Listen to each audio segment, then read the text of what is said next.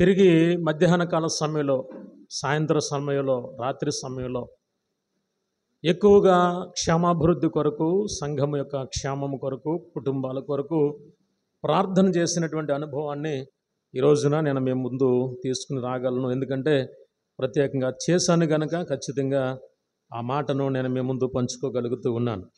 పిల్లరా, మరి సమయంలో ప్రారంభ ప్రార్థన మొదలుకొని ఇప్పటి వరకు దేవుని సన్నిధిలో ప్రారంభంలో కొద్దిమంది ప్రార్థన చేశారు. తిరిగి ఈ సమయంలో దేవుని యొక్క సన్నిధిలో దేవుని నామాన్ని స్తుతించాం, దేవుని నామాన్ని ఘనపరిచాం. మరి ఘనపరిచినటువంటి మీ అందరికీ కూడా యేసుక్రీస్తు శుభనామంలో ప్రత్యేకమైనటువంటి వందనాలు తెలియజేస్తూ ఉన్నాను. పిల్లరా, ఈ సమయంలో దేవుని యొక్క వాక్య భాగాన్ని కొద్ది నిమిషాలు మనం ధ్యానం చేద్దాం. పరిశుద్ధ గ్రంథము నుండి కీర్తనల గ్రంథము 122వ కీర్తన. కీర్తనల గ్రంథము 122వ కీర్తన మొదటి వచనాన్ని చదువుకుందాం. యెహోవా మందిరమునకు వెళ్ళుదమని జనులు నాతో అనినప్పుడు నేను సంతోషించి తిని. దేవుడు తన పరిశుద్ధమైన వాక్యాన్ని మనందరి వెన్నికీడులో దీవించునుగాక. ప్రభునందు ప్రియమైన క్రైస్తవ సంఘమా, దేవుని యొక్క సన్నిధిలో కూడుకుంటున్నటువంటి మనము, దేవుని యొక్క సన్నిధానములో ప్రార్థన చేస్తున్నటువంటి మనము, దేవుని యొక్క సన్నిధిలో ప్రియులరా మనం ఈ విధంగా కూడుకొని ఆరాధన చేస్తూ మనకున్నటువంటి అవసరతలు ఆయనతో చెప్పుకుంటూ ఉన్నాము అనంటే, ఈ రోజున దేవుని మందిరము అనేది ఎంత ప్రాముఖ్యమైనదో ఇక్కడ దావీదు యొక్క వ్యక్తిగతమైనటువంటి అనుభవంలో నుండి కొన్ని మాటలు ఈ రోజున మనం చదువుకున్నాం. దావీదు ఏమనుకుంటున్నాడు అనంటే, యెహోవా మందిరమునకు వెళ్ళుదామని జనులు నాతో అన్నప్పుడు నేను సంతోషపడుతున్నాను. అంటే ఎవరైనా సరే ఆ మార్గం గుండా వెళ్తున్నప్పుడు, నేను దేవుని మందిరానికి వెళుతున్నాను, నేను దేవుని సన్నిధికి వెళుతున్నాను, దేవుని సన్నిధిలో ప్రార్థన చేయడానికి వెళుతున్నాను అని ఎవరి నోటనైనా ఆయన చెవిలో పడితే కనుక, అమ్మా ఎంత సంతోషపడిపోతున్నాడో ఆయన. యెహోవా మందిరమునకు వెళ్ళుదామని జనులు నాతో అనినప్పుడు ఏం చేస్తున్నాడంటే ఈయన, నేను సంతోషించి తిని. ఎందుకు అతనికి అంత సంతోషం? దేవుని మందిరానికి వెళ్ళటం వల్ల వేరే ఎవరో వెళుతూ ఉంటే ఈయనకి ఎందుకు అంత సంతోషం? ఇప్పుడు వ్యక్తిగతంగా నేను వెళ్ళి సంతోషపడ్డాను అని అంటే అది వేరే విషయం. కానీ ఎవరైనా వెళుతుంటే జనులు ఆ మార్గం గుండా అదిగో దేవుని మందిరానికి నేను వెళ్తున్నాను అని ఎవరైనా కానీ ఆయన దగ్గర చెప్తుంటే, ఎందుకు దేవుని మందిరం అంటే దావీదుకు అంత మక్కువ? ఒక రోజున దావీదు ఏం చేశాడంటే, సమూయేలు గ్రంథము 2వ గ్రంథము 7వ అధ్యాయము 2వ వచనాన్ని ఒక్కసారి సహాయం చేయండి అమ్మా. నేను దేవదారు మ్రానుతో కట్టిన నగరియందు నివాసము చేయుచు ఉండగా దేవుని మందసము డేరాలో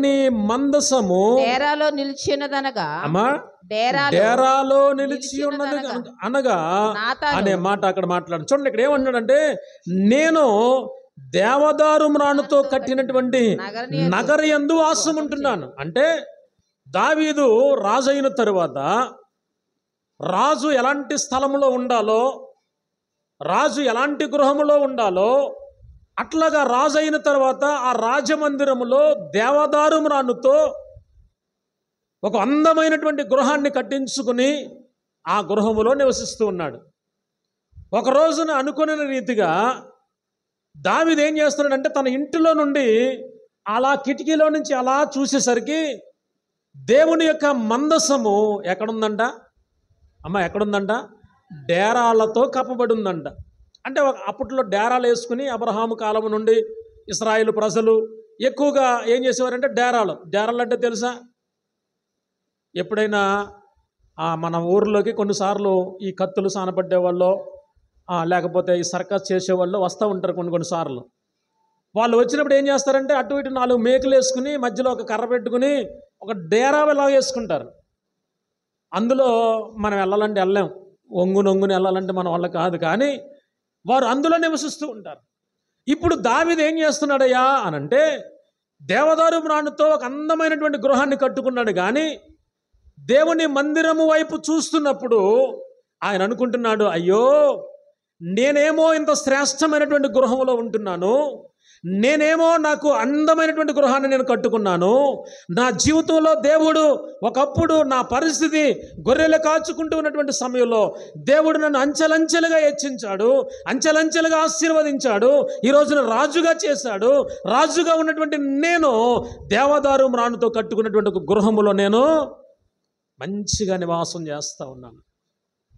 సరే, నా దేవుని మందసం ఏమైంది అని నేను గమనిస్తున్నప్పుడు నా దేవుని యొక్క మందిరము లేక మందసము ఎక్కడుందంటున్నాడు? డేరాల్లో ఉందంట. అప్పుడు ఆయనకి బాధ కలిగింది. అయ్యో ఇదేంటిది, దేవుడే కదా నన్ను ఆశీర్వదించేది, ఈరోజు నేను ఈ స్థాయిలో ఉన్నానంటే కారణం దేవుడే కదా. దేవుని మందసము అలాంటి డేరాల్లో ఉండటం ఏంటి, నేను ఇలాంటి గృహంలో ఉండటం ఏంటి?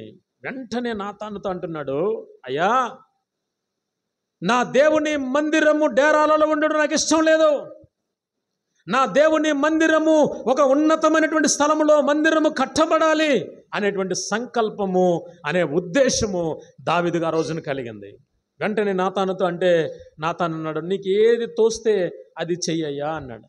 కానీ తర్వాత కొద్ది రోజులకి ఆయనతో అన్నటువంటి మాట ఏంటంటే, అయ్యా నీ కడుపును పుట్టినటువంటి కుమారుల చేత మందిరము కట్టించుకుంటాను, ఎందుకంటే నువ్వు చాలా యుద్ధాలు చేశావు, నీ చేతులు రక్తముతో ఉన్నవి అనే విషయాన్ని తెలియచేసినప్పుడు పిల్లరా మందిరానికి ఏమేమి కావాలో వాటన్నిటిని కూడా దావీదు ఏం చేశాడు తెలుసా? సిద్ధం చేసేసాడు. ఈ విషయాలు మనం చాలాసార్లు విన్నాం. రెండో రోజు మోషే గారి ద్వారా కూడా చాలా విషయాలు మనం నేర్చుకున్నాం. అయితే పిల్లలు ఈ రోజున అసలు దేవుని మందిరములో ఏముంది అంత మక్కువగా ఉండడానికి గల కారణం? నెహెమ్యా కాలం కాడికి వచ్చేసరికి నెహెమ్యా జీవితంలో ఆయన ఒక శ్రేష్టమైనటువంటి ఉన్నతమైన ఉద్యోగం చేసుకుంటూ ఉన్నాడు. రాజుకి గిన్నెందించేటువంటి ఉద్యోగం, అంటే చాలా మంచి జీతం, మంచి వసతులు ఉంటాయి. ఇప్పుడు అలాంటి ఉద్యోగం చేస్తున్నటువంటి నెహెమ్యాకు యెరూషలేము దగ్గర గురించి ఇశ్రాయేలు ప్రజలలో ఎవరైనా ఆ మార్గం గుండా వస్తే వారి కట్టుబొట్టు తెలిసిపోతుంది కనుక వారిని పిలిచి, నాయనా నువ్వు యెరూషలేము నుండి వస్తున్నావా, యెరూషలేములో ఉన్నటువంటి మన దేవుని మందిరం ఎలాగుంది, మన ప్రజలందరూ ఎలాగున్నారు అని అడుగుతుంటే నెహెమ్యా దగ్గర అక్కడ వినబడినటువంటి సమాధానం ఏంటంటే, ఏం చెప్పమంటావయ్యా, మన మందిరం యొక్క ప్రాకారాలు కాల్చబడ్డాయి, మందిరంలో ఎక్కడ మనకి నెమ్మది లేదు, స్వేచ్ఛగా ఆరాధించుకునేటువంటి అవకాశం లేదు అని అన్నప్పుడు నెహెమ్యా వెంటనే దుఃఖముక్కుడైపోయి ఉపవాసాలు ఉండి కన్నీటితో ప్రార్థన చేసి పిల్లరా దేవుని దగ్గర మందిరాన్ని లేక ప్రాకారాన్ని కట్టుకోవడానికి పూనుకున్నాడు. ఎందుకంత మక్కువ ఆయనకి? పోయింది కదా, నా పరిస్థితి బాగానే ఉంది కదా, నా పిల్లలకు కావలసినంత సంపాదన ఈ స్థలంలో ఉండి నేను సంపాదించుకుంటున్నాను కదా, మందిరం ఏమైపోతే నాకెందుకు అనేటువంటి స్వభావము ఆ రోజు దావీదుకు రాలేదు, కట్టబడినటువంటి మందిరంలో నెహెమ్యాకు కూడా రాలా. ఇలా చెప్పుకుంటూ వెళ్తే చాలామంది మందిరం విషయంలో ఈ రోజుకి కూడా పిల్లరా మందిరము కట్టడానికి చాలా ప్రయత్నాలు జరుగుతూ ఉన్నాయి. ప్రస్తుతము యెరూషలేములో దేవాలయము కట్టడానికి 3వ మందిరము నిర్మాణము కొరకు చాలా ప్రయత్నాలు జరుగుతూ ఉన్నాయి. మొన్న నేను ఒక వీడియో చూశాను. వారు అంటున్నటువంటి మాట ఏంటంటే, అవకాశం దొరికితే 2 గంటల్లో కట్టేస్తారంట మందిరం. ఎన్ని గంటల్లోనంట? 2 గంటల్లో. ఎంత మందిరమో తెలుసా? దగ్గర 30 ఎకరాల పైన ఉంటుంది అది. ఆ మందిరము కట్టడానికి వాళ్ళకి 2 గంటలు చాలంట. అంటే ఎంత టెక్నాలజీ యూదుల దగ్గర లేక ఇశ్రాయేలు ప్రజల దగ్గర ఉందో. ఎందుకు వాళ్ళు ఆలోచన చేస్తున్నారో తెలుసా? అది ప్రపంచంలో పిల్లల ఐక్యరాజ్య సమితి ద్వారా శాంతి ఒప్పందం జరిగింది. ప్రపంచ దేశాలలో నాయకులందరూ ఉంటారు. ఆ నాయకులందరూ కూడా ఇదిగో మన దేశం తరపున కూడా ఐక్యరాజ్య సమితిలో ఒక వ్యక్తి ఉంటాడు. ఎవరు మరితే వాళ్ళు సొంత నిర్ణయాలు తీసుకోవడానికి వీల్లేదు. ఐక్యరాజ్య సమితి అంటే ప్రపంచంలో ఉన్నటువంటి దేశాలన్నీ కలిగి ఒక కూటమిగా లేకపోతే ఒక యూనియన్గా ఏర్పరచబడినప్పుడు సందర్భం అది. వారిలో వారు రాసుకున్న ఒప్పందం ఏంటంటే, ఇదిగో ఈ దేవాలయము ఇది ముస్లిమ్స్కి పవిత్రమైంది, యూదులకు పవిత్రమైంది, ఇకపోతే క్రైస్తవులకు పవిత్రమైనది. కాబట్టి ఇది 3 రకాలైనటువంటి మత విశ్వాసాలు ఈ స్థలంలో ఉన్నాయి. కాబట్టి ఈ మందిర విషయంలో ఎవ్వరు తొందరపడటానికి లేదు. ఎలాగుందో అలా ఉంచండి. ఆ మాట ప్రకారంగా వాళ్ళు ఇప్పటి వరకు కూడా ఏం చేస్తున్నారో తెలుసా? ఆ మందిరము అవకాశం కోసం ఎదురు చూస్తున్నారు. ఒక్క మాట కోసం ఎదురు చూస్తున్నారు. కానీ వారికి అవకాశం దొరికితే 2 గంటల్లోనే ఆ మందిరం నిర్మించబడుతుంది. ఆ మందిరము కోసమే ఈ రోజున ప్రపంచ యుద్ధాలు జరుగుతున్నాయి. ఆ మందిరము కోసమే ఇస్లాముల మధ్యను పిల్లల యూదుల మధ్యను అనగా ఇశ్రాయేలీలకి గాజాకి తరచుగా యుద్ధాలు జరుగుతూ ఉన్నాయి. రకరకాల పరిస్థితులు ఎందుకు జరుగుతున్నాయి అని అంటే కేవలం మందిరం కోసమే. ఈ మందిరం నాకు కావాలంటే నాకు కావాలి, నాకు కావాలంటే నాకు కావాలి. అంటే మందిరం అంటే ప్రజలకు మక్కువ. మందిరము అని అంటే ప్రజలకు చాలా ఇష్టమైనది. ఇశ్రాయేలు ప్రజలకు ప్రియులరా ఈ రోజుకి కూడా యెరూషలేములో వారి మందిరం లేదు వారికి ఆరాధన చేసుకోవటానికి. వారు ఎప్పుడు కూడా ఒక వెయిలింగ్ వాల్ అని అంటే ఏడుపుల గోడ అనేటువంటిది ఒక గోడ ఉంటుంది. ఆ గోడ దగ్గరికి వెళ్ళి ఆ గోడ దగ్గర నిలబడి వారు ఏదైనా చెప్పాలనుకుంటే ఒక కాగితం మీద రాసి ఆ గోడ సందుల్లో పెట్టేసి వచ్చేస్తూ ఉంటారు వాళ్ళు ప్రార్థన చేసుకుని. ఇప్పటికీ మందిరం లేదు అక్కడ. ఆ మందిరం ఎప్పుడైనా కట్టబడవచ్చు, చెప్పలేం. కానీ ఈరోజు మనం ఆలోచన చేద్దాం ప్రియులారా, దేవుని మందిరము అని అంటే అంత మక్కువగా ఉండడానికి గల కారణం అసలు దేవుని మందిరములో ఏముంది? దేవుని మందిరములో ఏముంది అసలు? ఎందుకంత మక్కువ, ఎందుకంత ఇష్టం, ఎందుకంత ప్రేమ అని కనుక మనం ఆలోచన చేస్తే దేవుని మందిరంలో ఉన్న కొన్ని విషయాలు ఈ రోజున మనము ధ్యానం చేద్దాం ప్రియులారా. కీర్తనల గ్రంథము 36వ కీర్తన 8వ వచనాన్ని చదువుకుందాం. నీ మందిరము యొక్క సమృద్ధి వలన వారు సంతృప్తి నొందుచున్నారు. నీ ఆనంద ప్రవాహములోనిది నీవు వారికి త్రాగించుచున్నావు అనే మాట అక్కడ మాట్లాడుతూ ఉన్నాడు. ఆయన అంటాడు నీ యొద్ద ఏముంది అంటున్నాడు అక్కడ తర్వాత, జీవపు ఓట కలదు. పిల్లలు, ఈ రాత్రి దేవుడు మనతో మాట్లాడుతున్నటువంటి మాట, దేవుని యొక్క మందిరములో ఏముందయ్యా అనంటే సమృద్ధి ఉన్నది. దేవునికి మహిమ కలుగునుగాక. దేవుని సన్నిధిలో లేక దేవుని మందిరములో సమృద్ధి ఉన్నది. ఈ రోజున ఎక్కడికి వెళ్ళినా పిల్లల నెమ్మది లేనటువంటి పరిస్థితులు, ఎక్కడికి వెళ్ళినా క్షేమము లేనటువంటి పరిస్థితులు, ఎక్కడికి వెళ్ళినా అసంతృప్తితో ఉన్నటువంటి జీవితాలు, పరిస్థితులు కనబడుతూ ఉన్నాయి. కానీ దేవుని మందిరములో ఏం దొరుకుతుందయ్యా అనంటే సమృద్ధి అయినటువంటి ప్రియులరా ఆశీర్వాదం ఉన్నదనే విషయాన్ని ఇక్కడ జ్ఞాపకం చేస్తున్నాడు. నీ యొక్క మందిరం యొక్క సమృద్ధి వలన వారు ఏం చేస్తున్నారయ్యా అనంటే సంతృప్తిని పొందుచున్నారు. సంతృప్తిని పొందుచున్నారు. ప్రియులారా, ఈరోజు మనం ఆలోచన చేస్తే నిజంగా బయట రకరకాలుగా తిరుగుతూ ఉన్నటువంటి వారు, రకరకాలైనటువంటి మనస్తత్వాలతో బయట జీవనం కొనసాగిస్తున్నటువంటి వారు, ఈరోజు ఒకవేళ ఎవరైనా కానీ దేవుని మందిరంలోనికి వస్తే వారికి ఏం దొరుకుతుందయ్యా అనంటే ఇక్కడ అంటున్నటువంటి మాట సమృద్ధి లేక సంతృప్తి దొరుకుతుంది. మరికొన్ని మాటలు మనం చదువుకుందాం. చూడండి ఒకసారి 65వ కీర్తన 4వ వచనంలో కూడా మనకు కొన్ని మాటలు కనబడుతున్నాయి. ఈ ఆవరణములలో నివసించున్నట్లు నీవు ఏర్పరచుకొని చేర్చుకొనువాడు ధన్యుడు. నీ పరిశుద్ధాలయము చేత నీ మందిరములోని మేలు చేత మేము తృప్తి పొందెదము అనే మాట అక్కడ మాట్లాడుతున్నాడు. పిల్లల, దేవుని మందిరములో ఏముంది అంటే ఇక్కడ ఒక రెండవదిగా మాట్లాడుతున్నాడు. దేవుని మందిరములో మేలున్నది. చూడండి, ఈ రోజున బయట ఎక్కడికి వెళ్ళినా మన పక్షముగా కీడే మాట్లాడతారు. మనము క్షేమంగా ఉండడం ఏ మనిషికి కూడా ఇష్టం ఉండదు. మనము ఆశీర్వాదకరమైనటువంటి పాత్రలుగా ఎదుగుటం అనేది ఏ మనిషికి ఇష్టం ఉండదు. లోకములో ఎక్కడ చూసినా విషపు చూపు, విషపు మాటలు, విషపు ఆలోచనలు. మేలు చేసేవాడు లేడు మన పక్షముగా. మేలు చేసే కుటుంబాలు మన పక్షంగా లేవు. మనలను జ్ఞాపకం చేసుకుని మన పక్షముగా ఇదిగో ఈ కుటుంబానికి ఈ మాట చెబితే వాళ్ళు ఆశీర్వదించబడతారేమో, ఈ కుటుంబానికి ఈ పని చేస్తే మేలు పొందుతారేమో, ఈ కుటుంబంలో ఈ కార్యం చేస్తే వారు బాగుంటారేమో అనే ఆలోచన నేటి సమాజంలో ఎక్కడ కూడా. కానీ దేవుని మందిరములో మాత్రం ఏముందంటున్నాడు ఆయన? మేలు. ఏంటి ఆ మేలు?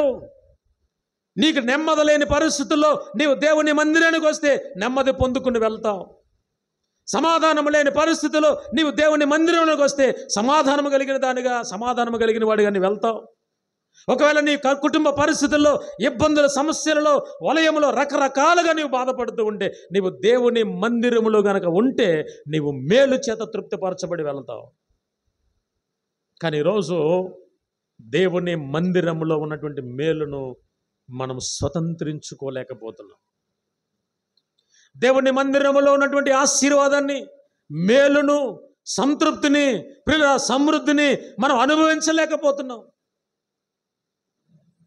దేవుని మందిరములో ప్రియులరా ఏమేమి ఉంటున్నాయి అని అంటే కొన్ని విషయాలు ఇక్కడ జ్ఞాపకం చేస్తూ ఉన్నాడు. సమృద్ధి ఉన్నది అనే మాట అన్నాడు, మేలు ఉన్నది అనే మాట అంటున్నాడు. మూడవదిగా మనం ఆలోచన చేస్తే ప్రియులరా పరిశుద్ధ గ్రంథంలో నుండి 93వ కీర్తన 5వ వచనాన్ని కూడా మనం చదువుకుందాం. నీ శాసనములు ఎన్నడును తప్పిపోవు, యెహోవా ఎన్నటెన్నటికి పరిశుద్ధతయే నీ మందిరమునకు అనుకూలము. యెహోవా ఎన్నటెన్నటికి, ఆయన ఒక మాట అంటున్నాడు, నీ శాసనములు అవి ఎన్నటికీ తప్పిపోవండి. దేవుడు నియమించినటువంటి ధర్మశాస్త్రం ఏదైతే ఉందో, దేవుడు నియమించినటువంటి శాసనాలు ఏదైతే ఉన్నాయో, దేవుడు నియమించినటువంటి ప్రియుల కట్టడలు ఏదైతే ఉన్నాయో ఇవేమి కూడా మార్చబడవు. నీ శాసనములు ఎన్నటికీ మార్చబడవు. అక్కడ ఒక మాట చెప్తున్నాడు ఆయన, ఏమన్నాడు? యెహోవా ఎన్నటెన్నటికి పరిశుద్ధతయే నీ మందిరమునకు అనుకూలము. దేవుని మందిరములో ఏముంటుంది అంటే పరిశుద్ధత ఉంటుంది. పరిశుద్ధత అనేది ఒకవేళ బయటికి ఎక్కడికన్నా వెళ్ళి తడుముకుంటే దొరుకుతుంది అంటారా అమ్మా? దొరుకుతుందా? ఎక్కడికి వెళ్ళినా పాపం, ఎక్కడికి వెళ్ళినా రకరకాలైనటువంటి మాటలు, ఎక్కడికి వెళ్ళినా ప్రియులరా చాలా భయంకరమైనటువంటి పరిస్థితులు మనం చూస్తున్నాం. కానీ ఈరోజు దేవుని మందిరంలో ఏం దొరుకుతుందంటే ఆయన ఒక మాట మాట్లాడుతూ ఉన్నాడు. ఆయన పరిశుద్ధత. పాపముల చేతను, శాపముల చేతను కొట్టిమిట్టాడుతున్నటువంటి ప్రజలలో ఒకవేళ ఎవరైనా కానీ దేవుని మందిరంలోనికి వచ్చి ఒకవేళ కొద్ది నిమిషాలు అలా వాక్యం వినగలిగితే, వారు విన్న వాక్యమును బట్టి పిల్లరా దేవుని యొక్క మాట వారిని సంధించినప్పుడు, దేవుని యొక్క మాట వారి హృదయంలో పడవబడినప్పుడు, అయ్యో నేను ఎంత ఘోరమైనటువంటి పాపినా అని ఏం చేస్తాడంటే అతను పశ్చాత్తాపడతాడు. పశ్చాత్తాపడి ఏం చేస్తాడో తెలుసా? అయ్యో నేను ఇంక పాపాలు మానాలి, ఈ శాపగ్రస్తమైనటువంటి జీవితం నాకొద్దు, ఈ పాప జీవితం నాకొద్దు, నేను భయంకరమైనటువంటి పాపపు ఊబులో ఉన్నాను, కాబట్టి ఈ పాపములో నుండి నేను బయటికి రావాలని అతడు ఏం చేస్తాడయ్యా అంటే, కొద్ది రోజులు వాక్యాన్ని విన్నప్పుడు ఆటోమేటిక్గా పరిశుద్ధాత్మ హృదయంలో క్రియ జరిగించినప్పుడు పిల్లరా, పాపిగా ఉన్నటువంటి వ్యక్తి పరిశుద్ధముగా మార్చబడతాడు. ఈరోజు దేవుని మందిరములో ఏముంటుంది అనంటే పరిశుద్ధత ఉన్నదండి. పరిశుద్ధత. దేవుడు ఒక మాట అంటాడు, నేను పరిశుద్ధుడను గనుక మీరును కూడా ఎలా ఉండాలి? పరిశుద్ధులుగా ఉండాలి. ఇప్పుడు మనము దేవుడు అంటున్నాడు, అయ్యా నేను పరిశుద్ధున్నయ్యా, నా దగ్గరకు వచ్చేవారు కూడా మీరు ఎలాగుండాలి? పరిశుద్ధంగా ఉండాలి. మీరు అపవిత్రంగా వచ్చి అపవిత్రంగా జీవిస్తూ అపవిత్రంగా నడుచుకుంటూ మీ ఇష్టం వచ్చినట్లుగా మీరు చేసుకుంటూ వస్తే అది నాకు ఇష్టం ఉండదు. ఎక్కడ దాకా ఎందుకండి? మన ఇళ్ళల్లో మన పిల్లలు ఉన్నారు.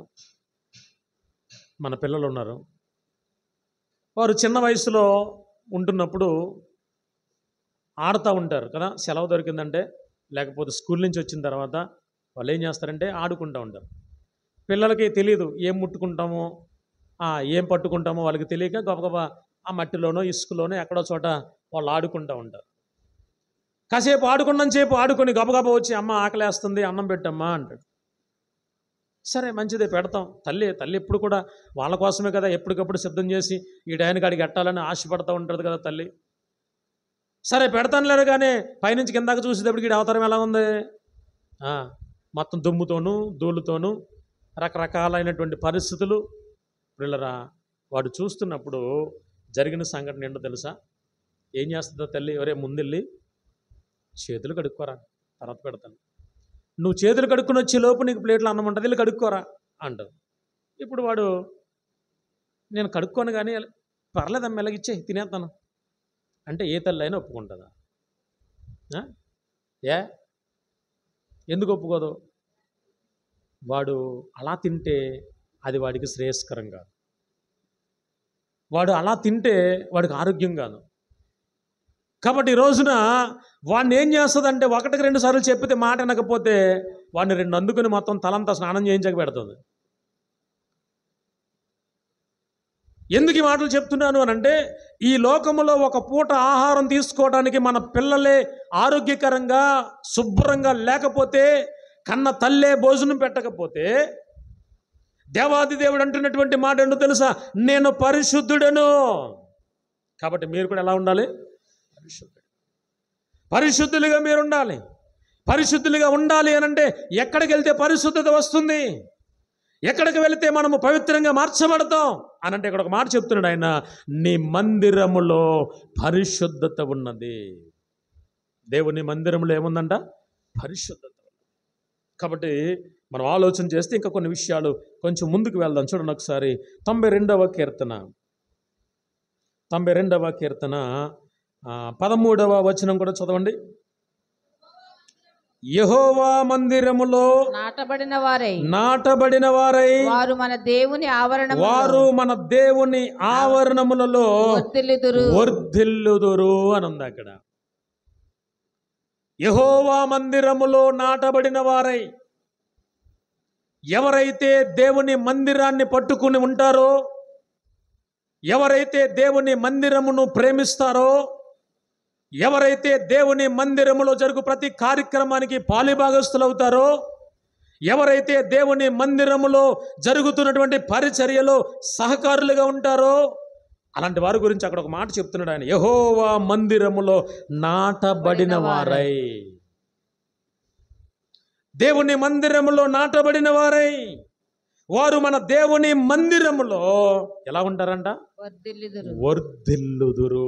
ఇందాకే తల్లి పాట పాడింది. ఏం పాట అది అమ్మా? నిన్ను ప్రేమిస్తూ వర్ధిల్లుతాం. ఎలా ప్రేమిస్తే వర్ధిల్లుతాం? దేవుని సన్నిధిని ప్రేమిస్తే వర్ధిల్లుతాం. దేవుని మందిరములో గడిపితే వర్ధిల్లపడతాం. దేవుని మందిరములో జరిగే ప్రతి కూడికలో మనం పాలిభాగస్థులమైతే మనం వర్ధిల్లుతాం.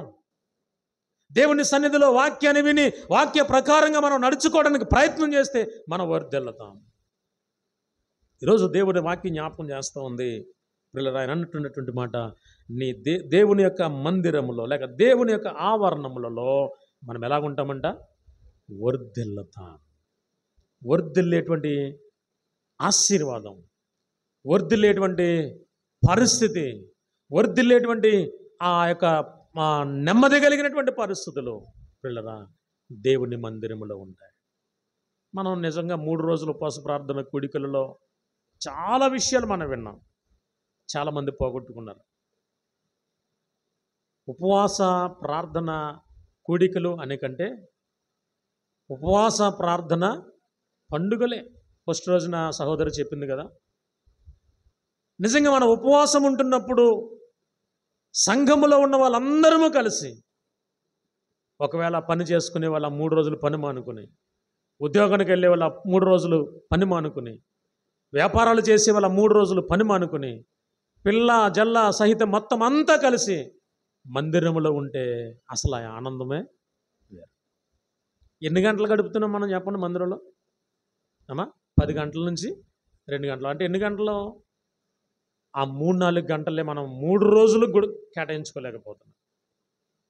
ఆ 3 రోజులు మనం మనమే ప్రకటించుకున్నాం, కానీ ప్రకటించుకున్నటువంటి మనమే ఆ 3 రోజులు నిర్లక్ష్యాన్ని వహిస్తూ ఉన్నాం. ఈరోజు మనం ఆలోచన చేయండి. దేవుని మందిరములో ఉన్నటువంటి ఆశీర్వాదాలు, దేవుని మందిరములో ఉన్నటువంటి మేలులు, దేవుని మందిరములో ఉన్నటువంటి పిల్లల సమృద్ధి, దేవుని మందిరములో ఉన్నటువంటి పిల్లల పరిశుద్ధత మనం కోల్పోతున్నామేమో. దేవుని మందిరములో ఏమవుతారయ్యా అని అంటే అక్కడ అన్నటువంటి మాట 4వదిగా వర్ధిల్లతాము. వర్ధిల్లతాము. దేవుని మందిరములో వర్ధిల్లతాము. దేవుని వాక్యము వింటున్నప్పుడు, దేవుని సన్నిధిలో పాటలు పాడుతున్నప్పుడు, దేవుని సన్నిధిలో వాక్యాన్ని ధ్యానం చేస్తున్నప్పుడు, చదువుతున్నప్పుడు, పాడుతూ ఉన్నప్పుడు తెలియనటువంటి ఆనందం, తెలియనటువంటి సంతోషం, తెలియనటువంటి ఒక రకమైనటువంటి ప్రియులరా ఒక నెమ్మది కలిగినటువంటి హృదయం మనకు వస్తుంది.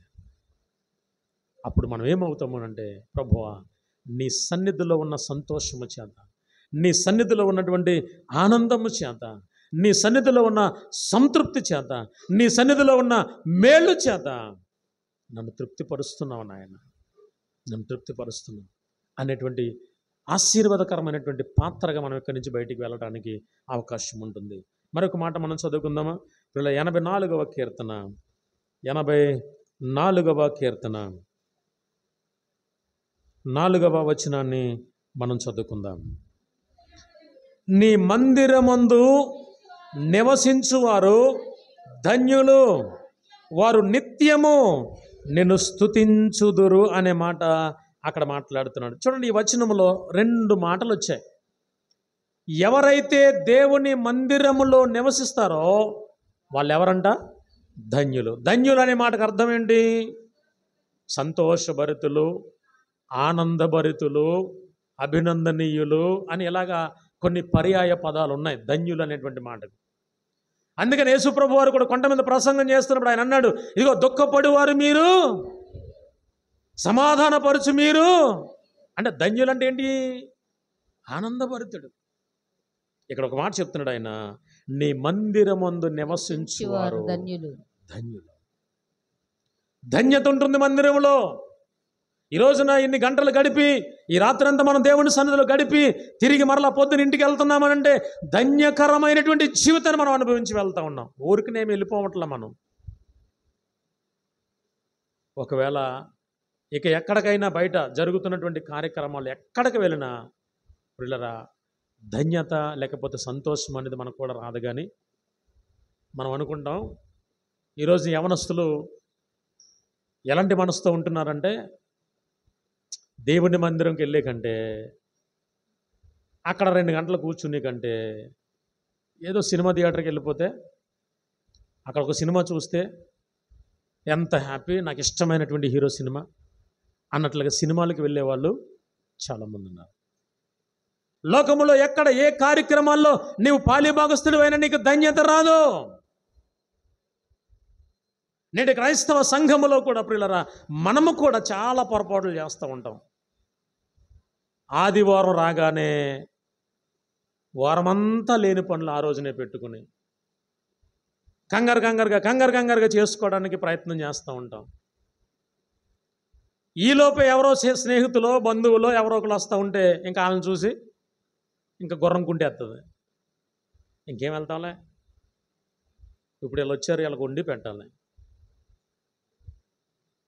మనం దేవుని మందిరంలో గడిపే ఒక 2-3 గంటలకి ఏం చేస్తున్నాం తెలుసా? వాయిదాలు వేసేసుకుంటాం. వచ్చి వారం ఉంది కదా, వెళ్ళొచ్చులే. దేవుని మందిరాన్ని ప్రేమించేవారు అలాంటి మనసుతో ఉండరు. దేవుని మందిరాన్ని ఇష్టపడేవారు, వారి యొక్క హృదయంలో సంతోషంతో ఉన్నవారు దేవుని మందిరాన్ని ఎన్నడూ విడిచిపెట్టరు. విడిచిపెట్టకపోక ఒకవేళ ఎవరైనా వస్తే, మీరు వచ్చారు కానీ ముందు నాన్న మందిరానికి, తర్వాత వస్తే వండుకు తిందాంలే అని ఏం చేస్తారో తెలుసా? మందిరానికి తోడుకొని వస్తారు.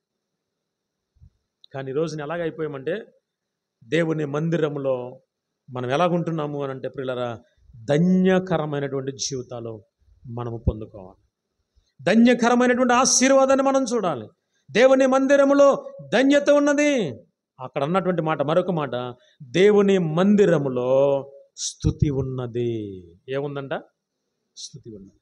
మనం స్తుతిస్తూ ఉంటామే. అక్కడ స్తుతి చేయుట యథార్థవంతులకు శోభస్కరము అంటాడు వాక్యం. అంటే మనం యథార్థవంతులుగా ఉండి దేవుని సన్నిధిలో స్తుతి చెల్లిస్తే మన స్తుతుల మీద ఆయన ఏమై ఉన్నాడంట? ఆసీనుడై ఉంటాడు. ఇప్పుడు మన స్తుతులు చెప్తూ ఉంటే, ప్రభువా నీకు స్తోత్రం, దేవా నీకు స్తోత్రం అని మనం చెప్తూ ఉన్నప్పుడు మన స్తుతుల మీద ఆసీనుడై ఉంటాడు దేవుడు. ఆ స్తుతిని కోల్పోతున్నాం మనం, ఆ ధన్యతను కోల్పోతున్నాం మనం మందిరాన్ని విడిచిపెడితే. ఈరోజు మనం ఆలోచన చేద్దాం. ఆయన అంటున్నటువంటి మాట ఏంటంటే, దేవుని మందిరమందు ధన్యత ఉన్నది, దేవుని మందిరమందు స్తుతి ఉన్నది. మరి ఇన్ని ఉన్నప్పుడు మరి దేవుని మందిరానికి ప్రజలు ఎలా వస్తారు? ఇన్ని జరుగుతూ ఉన్నాయి, ఇన్ని రీతిలుగా ఇన్ని ఆశీర్వాదాలు ఉన్నాయి, ఇన్ని రకరకాలైనటువంటి విధానాలు మనము చూసుకుంటూ వచ్చాం. యెహోవా మందిరమునకు జనులు వెళ్ళెదరు అని చెప్తే దావీదు సంతోషించాడు. మందిరము కాల్చబడింది అని అంటే ఏమండి, నెహెమ్యా ఉపవాసం ఉన్నాడు. ఇలా మనం చెప్పుకుంటూ వెళ్ళిపోతే చాలా విషయాలు మనం చూస్తూ ఉన్నాం. అయితే మరి దేవుని మందిరములో వర్ధిల్లాలన్నా, దేవుని మందిరములో మనము ఆశీర్వదించబడాలన్నా, దేవుని మందిరములో ఉన్న మేలు మనం అనుభవించాలన్నా, దేవుని మందిరములో ఉన్నటువంటి సంతృప్తి చేత మనం నింపబడాలన్నా, దేవుని మందిరములో ప్రియులారా మనం వర్ధిల్లాలన్నా ఏం చేయాలో ఒక్క మాట మనం నేర్చుకుందాం. ఒక మాట మనం నేర్చుకుందాం. జకర్యా గ్రంథం 8వ అధ్యాయం 18వ వచనాన్ని మనం చదువుకుందాం. మరియు సైన్యములకు అధిపతియగు యెహోవా వాక్కు నాకు ప్రత్యక్షమై ఈలాగున సెలవిచ్చెను. సైన్యములకు అధిపతియగు యెహోవా ఆజ్ఞ ఇచ్చినది ఏమనగా, ఎవరిస్తున్నారంట ఆజ్ఞ? సైన్యములకు అధిపతియగు యెహోవా వాక్కు ఇక్కడ జకర్యాకు ప్రత్యక్షమై చెప్తుంది. ఆ సైన్యములకు అధిపతియగు యెహోవా ఏమి ఆజ్ఞాపిస్తున్నాడు, ఏమని ఆజ్ఞాపిస్తున్నాడు చూడండి. అక్కడ ఏమన్నాడు? 4వ నెలలోని ఉపవాసము, 5వ నెలలోని ఉపవాసము, 7వ నెలలోని ఉపవాసము, 10వ నెలలోని ఉపవాసము, యోధా ఇంటి వారికి సంతోషమును ఉత్సాహమును పుట్టించు మనోహరమైన పండుగలగును అనే మాట అక్కడ చూడండి. దేవుడు మాట్లాడుతున్నటువంటి మాట, యూదా ప్రజలతో దేవుడు మాట్లాడుతున్నటువంటి మాట. అయ్యలారా, మీరు 4వ నెలలో ఉపవాసం ఉంటున్నారు, మంచిది. 5వ నెలలో ఉపవాసం ఉంటున్నారు, మంచిది. 7వ నెలలో ఉపవాసం ఉంటున్నారు, మంచిది. 10వ నెలలో ఉపవాసం ఉంటున్నారు, మంచిది. ఈ ఉపవాస దినాల వల్ల మీకు ఏంటయ్యా మేలు కలిగేది అని అంటే ఆయన అంటున్నటువంటి మాట, యోధా ఇంటి వారికి ఏమొస్తుందంట? సంతోషము. ఈరోజు మనం ఈ 10వ నెలలో ఉపవాస దినాలు ప్రతిష్ఠించాం. జూలై మాసంలో కూడా 15 రోజులు ఉపవాస ప్రార్థన చేసాం. జూలై మాసం అంటే ఎన్నో నెలది? 7వ నెల. ఇప్పుడు మనకు అది దాదాపుగా కొన్ని నెలలుగా మనకి ఇది అలవాటయింది, కొన్ని సంవత్సరాలుగా మనకు అలవాటయింది అయ్యగారు ఉన్నప్పటి నుండి.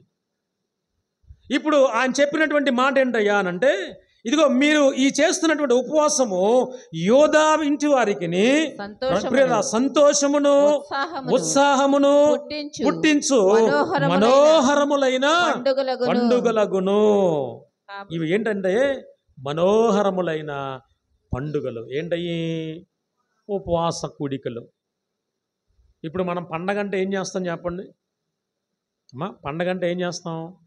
ఆ రోజుకు సెలవు తీసుకుంటాం, అంతకంటే ముందు మన ఇల్లు శుభ్రం చేసుకుంటాం, అంతకంటే ముందు మనం వస్త్రాలు కొనుక్కుంటాం.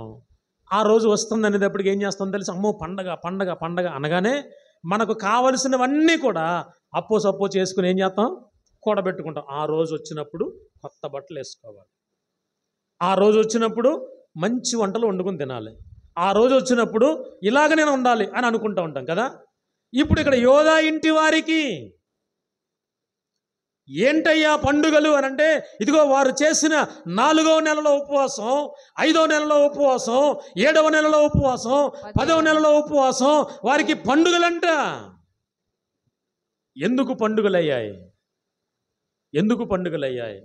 తర్వాత వచనం చదవండి, కొన్ని వచనాలు చదువుకుంటే మనకు విషయం అర్థమవుతుంది. కాబట్టి సత్యమును సమాధానమును ప్రియముగా ఎంచండి. మీవి పండుగలు కనుక, ఈ ఉపవాస దినాలు అనేవి మీకు పండుగలు కనుక, ఈ పండుగలలో మీరు ఎలా ఉండాలి అనంటే సత్యమును విడిచిపెట్టవద్దు. ఉపవాస దినాల్లో కూడా అసత్యాన్ని పలికేవారు ఉన్నారు, ఉపవాస దినాల్లో కూడా అబద్ధాలు మాట్లాడే వాళ్ళు ఉన్నారు, ఉపవాస దినాలలో కూడా పాపము చేసే వాళ్ళు ఉన్నారు. కాబట్టి ఇక్కడ ఏమంటున్నాడంటే, మీరు ఉపవాస దినాలలో మీరు చేయాల్సినటువంటి పని ఏంటయ్యా అనంటే, ఇదిగో సత్యమును విడిచిపెట్టవద్దు, సమాధానమును కూడా మీరు ఎలా ఉండాలంట? ప్రియముగా, అంటే ఇష్టముగా ఎంచుకోవాలి. ఒకరికొకరు సమాధానం, ఒకరినొకరు సత్యమును అనుసరించటం. సత్యం అంటే ఏంటి అంటే, వారిని వాక్యమందు ప్రతిష్ఠించుము, నీ వాక్యమే సత్యము అంటాడు యోహాను సువార్త 17:17లో. పిల్లలు, ఇక్కడ మనం ఆలోచన చేస్తే సత్యాన్ని విడిచిపెట్టకూడదు, అనగా వాక్యాన్ని విడిచిపెట్టకూడదు. వాక్య ప్రకారంగా నడుస్తున్నటువంటి మనము సమాధానమును ఏం చేయాలంట?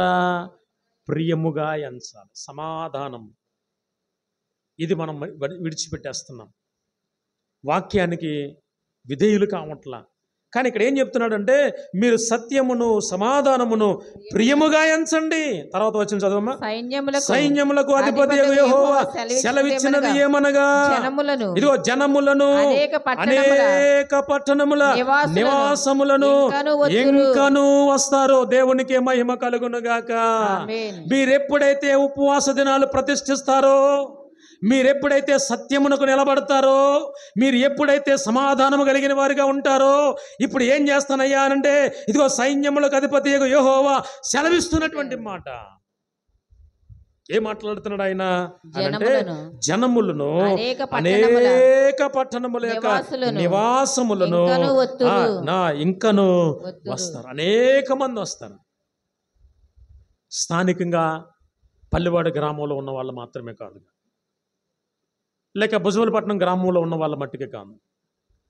నేను దాదాపుగా వాక్యాన్ని ధ్యానం చేస్తున్నప్పుడు నేను సర్వసాధారణంగా ప్రతి ఆదివారం కానీ, శనివారం కానీ, బుధవారం కానీ ప్రార్థన చేస్తున్నప్పుడు, ప్రభువా పల్లివాడ గ్రామాన్ని జ్ఞాపకం చేసుకోనండి, భుజవలపట్నం గ్రామాన్ని జ్ఞాపకం చేసుకోనండి, ఈ 2 జంట గ్రామాల్లో ఉన్న బిడ్డలు ప్రభువా ఆశీర్వదించబడాలి అని ప్రార్థన చేస్తూ ఉన్నాం. ఇది అయ్యగారు ఉన్నప్పటి నుంచి ఈ మాట మనం వాడుతూ ఉన్నాం.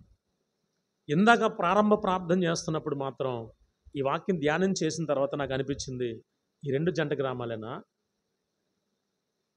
ఇంకా చుట్టుపక్కల ప్రాంతాల్లో చాలామంది మందిరానికి వెళ్ళడానికి అవకాశం లేక చాలామంది ప్రజలు ఒకవేళ ఇళ్ళ దగ్గర ఉన్నారేమో.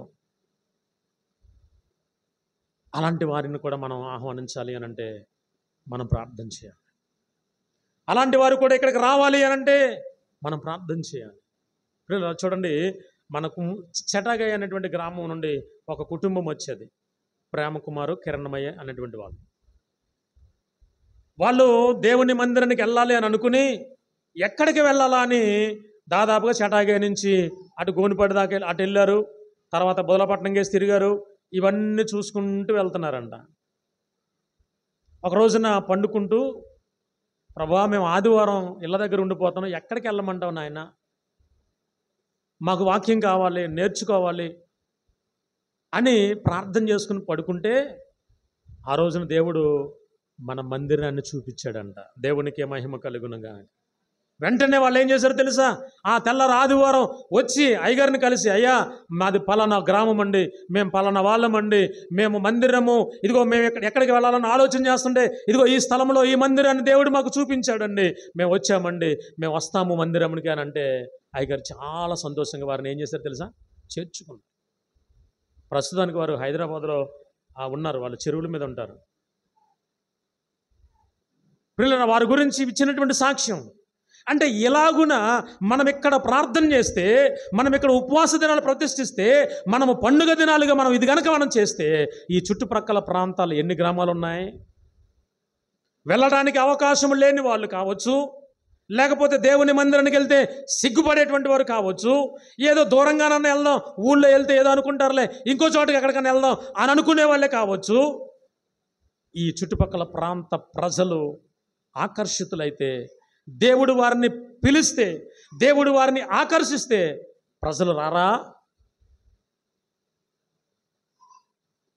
పిల్లలు ఇక్కడ ఒక మాట అంటున్నాడు ఆయన, అనేక పట్టణముల నివాసములు ఇంకనూ వస్తారు. తర్వాత ఒక మాట చెప్పాడు చూడండి, 27. ఒక పట్టణపు వారు మరి ఒక పట్టణపు వారి యొద్దకు వచ్చి ఆలస్యము చేయక యెహోవాను శాంతిపరచుటకు సైన్యములకు అధిపతియగు యెహోవాను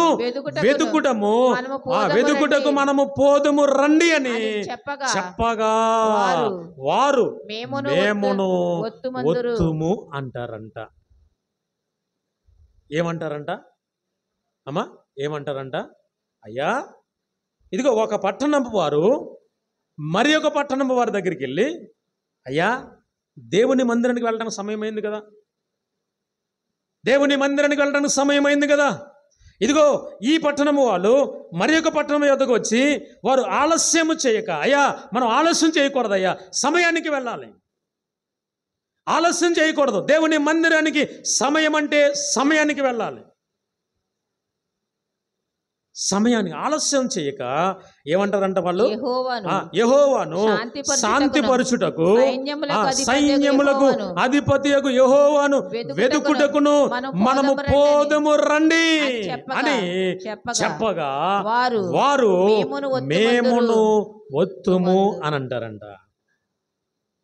అంటే ఒక పట్టణపు వారు ఇంకొక పట్టణపు వారి దగ్గరికి వెళ్ళి, దేవుని దగ్గరికి వెళ్దామండి, శాంతిపరుద్దాం, ఒకవేళ మనం చేసిన క్రియల వల్ల ఆయనకు కోపం వస్తుందేమో, మనం చేసిన అవిధేయతల వల్ల ఆయన కోపగించుకుంటాడేమో, ఏదో రకంగా ఆయన శాంతిపరచాలి, క్షమించమని అడగాలి, రండయ్యా సమయం లేదు ఇంకా అని చెప్పేసి ఒక పట్టణము వారు ఇంకొక పట్టణము మీదకి వచ్చి అయ్యా రండి అని అంటే వాళ్ళు కూడా మేము కూడా వస్తాం, మేము కూడా వస్తాం. కాబట్టి అలా వస్తే తర్వాత ఏం జరిగింది చూడండి. అక్కడ అనేక జనములు బలము గల జనులను యెరూషలేములో సైన్యములకు అధిపతియగు యెహోవాను వెదుకుటకును యెహోవాను శాంతిపరచుటకును వస్తారు. ఎప్పుడైతే ఉపవాస దినాలు ప్రారంభించారో, ఎప్పుడైతే ఉపవాస పండుగలను ఆచరించారో, ఆ రోజున ఆ యూదా జనాంగానికి అది పండుగ దినములు అవుతున్నాయి. వారు సత్యాన్ని విడిచిపెట్టుకోకుండా, సమాధానాన్ని విడిచిపెట్టుకోకుండా వారు వాటిని ఆశ్రయించి కనుక వారు నడుచుకుంటే వారి గురించి ఇస్తున్నటువంటి ఆశీర్వాదం ఇక్కడ మనం చదువుకుంటున్నాం. ఒక పట్టణపు వారు మరి ఒక పట్టణం వారిని తీసుకుని వస్తారట. ఇక్కడ ఇంకొక మాట చెప్తున్నాడు ఆయన, అనేక జనములను బలము కలిగినటువంటి జనులను యెరూషలేములో సైన్యములకును అధిపతియగు యెహోవాను వెతకటానికి, యెహోవాను శాంతిపరచడానికి వస్తారు. ఇప్పుడు మన దగ్గరికి అనేక మంది రావాలా వద్దా అమ్మా? వద్దండి, మనకున్న మట్టికి సాల్లే, ఇంకెక్కువ మంది వచ్చినా మనకు తలకాయ పోటు, ఎవరెవరో వస్తారు, రకరకాల మనస్తత్వాలతో వస్తారు. ఎందుకు మన మట్టికి సరిపోద్దాము అని సరిపెట్టేసుకుందామా అమ్మా, సరిపెట్టేసుకుందామా? కానీ దేవుని మందిరములో అనేకులు కూడి రావాలి. దేవుని మందిరములో అనేక మంది కూడి రావాలి. ఇక్కడ మనం ఆలోచన చేస్తే ఆయన అంటున్నటువంటి మాట, అనేక మంది దేవుణ్ణి శాంతిపరచడానికి వస్తారంట. చివరి వచనం చదవండి అమ్మా. సైన్యములకు అధిపతియగు యెహోవా సెలవిచ్చినది ఏమనగా, ఆ దినములలో ఆయా భాషలు మాట్లాడు అన్యజనులలో 10 మంది ఒక యూదుని చెంగు పట్టుకొని, దేవుడు మీకు తోడుగా ఉన్నాడని సంగతి మాకు వినబడినది గనుక మేము మీతో కూడా ఒత్తుమని చెప్పుదురు. దేవునికే మహిమ కలుగునుగాక. చూడండి, ఇక్కడ ఒక మాట అంటున్నాడు ఆయన. అనేక మంది అన్యజనులైనటువంటి వారిని దేవుడు లేవనెత్తుతాడట. లేవనెత్తినప్పుడు ఏం చేస్తారయ్యా అంటే, వాళ్ళు అక్కడ ఒక మాట చెప్పాడు ఆయన, 10 మంది ఒక యూదుని పట్టుకుంటారు. 10 మంది ఒక యూదుని పట్టుకుంటారు. పట్టుకుని దేవుడు మీకు తోడుగా ఉన్నాడయ్యా, కాబట్టి మీరు వెళుతున్నటువంటి స్థలానికి, మీరు చేస్తున్న ఆరాధనకి, మీరు వెళుతున్నటువంటి మందిరానికి మేము కూడా వస్తాము అని చెప్పి ఒక్కొక్క మనిషి దగ్గర ఎంతమంది వస్తారంట? 10 మంది. ఒకవేళ నేటి దినాలలో అబ్రహాము ద్వారా ఇశ్రాయేలు సంతానములో చేర్చబడినటువంటి మనం ఆనాడు యూదులకు ఇచ్చినటువంటి ప్రతి ఆశీర్వాదాన్ని స్వతంత్రించుకునేటువంటి ధన్యత యేసుక్రీస్తు ప్రభువారు ఆయన చేసినటువంటి శిలువ యాగము ద్వారా ఈ రోజున మనము కూడా అన్యజనులమైనప్పటికీ మనం ఏమయ్యాము అంటే అబ్రహాము సంతానములో చేర్చబడ్డాం. ఇప్పుడు చేర్చబడినటువంటి మనం ఇప్పుడు ఆ రోజున ఒక్క యూదుని దగ్గరికి వెళ్ళి 10 మంది ఆయన చెంగు పట్టుకుని, అయ్యా మీ దేవుడు మీకు తోడుగా ఉన్నాడన్న సంగతి మాకు తెలిసింది, కాబట్టి మీ వెనకాలే మేము వస్తాం, మీరు ఎక్కడ కూర్చుంటారో అక్కడ కూర్చుంటాం, మీరు ఎలాగైతే అలాగ మేము ఉంటాం, కానీ మీరు మమ్మల్ని విడిచిపెట్టొద్దయ్యా అని ఒక్క యూదునికి 10 మంది అన్యజనులు వచ్చి బ్రతుములు ఆడుకుని చెంగు పట్టుకుని వస్తారంట. సరే, ఈరోజు మన పరిస్థితి ఏంటి? మనం గనక మందిరానికి వస్తున్నామంటే, మనము దేవుని మందిరానికి వెళుతున్నాము అని అంటే, అమ్మా నువ్వు దేవుని మందిరానికి వెళ్తున్నావా, నేను కూడా వస్తానమ్మా అని చెప్పినటువంటి వారు ఎవరైనా మన జీవితాల్లో ఎదురవుతారా? ఎదురవ్వకపోవడానికి గల కారణం, ఈ విధమైనటువంటి ఆలోచన రాకపోవడానికి గల కారణం స్థానికంగా ఉన్నటువంటి నీ ప్రవర్తనే, స్థానికంగా నువ్వు మాట్లాడుతున్నటువంటి మాటలే. ఇప్పుడు మనము ఉపవాస పండుగలుగా మనం ఆచరించినప్పుడు, సత్యమును సమాధానమును మనము విడిచిపెట్టకుండా ప్రేమించినప్పుడు, మనం యథార్థవంతులుగా నడుచుకుంటున్నప్పుడు దేవుని వాక్యం జ్ఞాపకం చేస్తూ ఉంది, ఒక్క యూదునికి 10 మంది కలిసి ఆయన చెంగు పట్టుకుంటారట. మేము వస్తామయ్యా మీరు వెళ్ళే మందిరానికి. ఒకవేళ అలాగే కనుక ఒక 10 మంది మనలో ఎవరినంటే పట్టుకుని వస్తే, అంత దూరం ఎందుకంటావు, మనమేక్కడ ఏం చేద్దాం, అంత దూరం నాకు కూడా 10 మంది ఉన్నారు కదా చాలే, ఈ 10 మందితోటే నేను సంఘాన్ని పెట్టేసుకుంటాను అనుకునే వాళ్ళు ఉన్నారు. ఇప్పుడు మనం ఆలోచన చేద్దాం, దేవుని మందిరమును ఎందుకు అంత మక్కువగా వారు ప్రేమించారు? దేవుని మందిరం అంటే దావీదుకి ఎందుకు అంత ఇష్టం? దేవుని మందిరం అంటే నెహెమ్యా, ఎజ్రా ఆనాటి ప్రజలకు ఎందుకు అంత ఇష్టం? ఈ రోజుకి కూడా ఇశ్రాయేలు ప్రజలకు లేక యెరూషలేములో ఉన్నటువంటి వారికి మందిరం అంటే ఎందుకు అంత ఇష్టం? అంటే మందిరములో సమృద్ధి ఉన్నది, మందిరములో మేలున్నది, మందిరములో ప్రియులారా సంతోషం ఉన్నది, మందిరములో పరిశుద్ధత ఉన్నది. మందిరములో వర్ధిల్లతాం. మందిరములో ప్రియులారా ధన్యత ఉంది. మందిరములో స్తుతి ఉన్నది. ఇప్పుడు అవన్నీ మనం కలిసి, అందరము కలిసి ఆనాడు అపోస్తలుల కాలములో ప్రారంభ సంఘములో ఉన్నటువంటి ఐక్యత, ప్రేమ, సమాధానము ఈ రోజున మనందరము కలిసి గనక మనం ఉండగలిగితే, అహంభావం లేక ఇగోలు గనక మనం పక్కన పెట్టి, ఈరోజు ఉండి రేపు పోయేటువంటి జీవితాలకు ఎందుకంటే ఇగోలు? నిన్న కాక మొన్న వాల్వా బస్సు హైదరాబాద్ నుంచి బెంగళూరు వెళ్తుందండి. హైదరాబాద్ నుంచి బెంగళూరు వెళ్తుంటే మార్గంలో అది ఎలా ఫైర్ అయిందో తెలియదు, అర్ధరాత్రి ఫైర్ అయిపోయింది. అందులో దాదాపుగా 40 మంది ప్రయాణికులు. ఒకే కుటుంబానికి చెందిన వారు 4, 2 సింగల్గానో వెళ్తున్నారు. వాళ్ళందరూ కూడా ఏమైపోయారు తెలుసా? ఖాళీ బూడిదైపోయారు. ఎముకలు కూడా దొరకలేదండి. ఎంత భయంకరం! వాళ్ళు అనుకున్నారా అలా జరుగుతుందని? వాళ్ళు ఏమనుకుని వెళ్తారు? ఇక్కడ ఫోన్ చేస్తారు, మా బెంగళూరులో ఉన్న వాళ్ళ బంధువులకి చెప్తారు, ఇప్పుడు రాత్రి ఎక్కేస్తున్నాం, రేపొద్దున దిగిపోతాం, పలానా టైంకల్లా మీ దగ్గరికి వచ్చేస్తాం.